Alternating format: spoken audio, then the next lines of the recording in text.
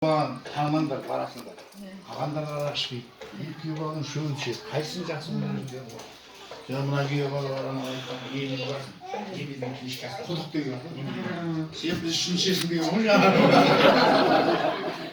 Сөзде жаңағы, маған үш стақан құйған. Неге? Екі бажам қалдан айтқан, мен үшін ішесің. Мен күн айтқанда ғой, келесі жылы шілдеханамызға екеуі құйды. Ой, бұл кешегі бажам қайтыс болып кетті маған. Өз жауабың барсың, екеуі де тірі. Екеуі үшін ішем өзім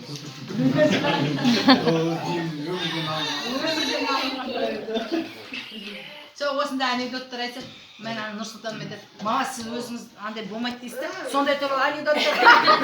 Ондай анекдот айтса не халал емес. Анекдот айтып анекдотта бөлінеді.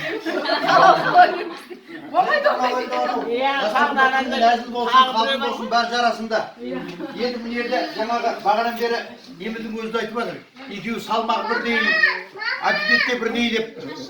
Сонымен балғын мен шақаны бөлгінге отқан жоқ. Төртеуіне бірдей сөйлеу көріп отыр. Бөлгін бір кіші.